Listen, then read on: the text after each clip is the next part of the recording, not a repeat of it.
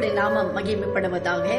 எரேமியாக்கு எழுதின தீர்க்கதரிசன புஸ்தகம் 7ஆம் அதிகாரம் 5ஆம் வசனம் 7ஆம் வசனம் இப்படியாய் சொல்லுகிறது: நீங்கள் உங்கள் வழிகளையும் உங்கள் கிரியைகளையும் நன்றாய் சீர்படுத்தி நீங்கள் மனுஷனுக்கும் மனுஷனுக்குள்ளும் உள்ள வழக்கை நியாயமாய் தீர்த்து, அப்பொழுது நான் உங்கள் பிதாக்களுக்கு கொடுத்த தேசமாகிய இந்த ஸ்தலத்திலே உங்களை சதா காலமும் குடியிருக்க பண்ணுவேன். தேவ ஜனமே, இந்த வருஷத்தின் இறுதியிலே நாம் வந்திருக்கிறோம். அநேக காரியங்களை நாம் செய்திருக்கிறோம்.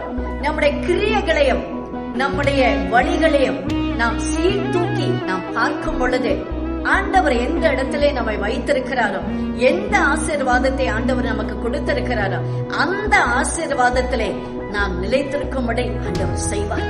ஆகவே நம்முடைய காரியத்தை கூட நாம் சீர்தூக்கி பார்ப்போம். சரி செய்ய வேண்டிய காரியத்தை நாம் சரி செய்வோம். கர்த்தர் நம்மை நிலைத்திருக்க பண்ணுவாராக. God bless you dear. Have a blessed day.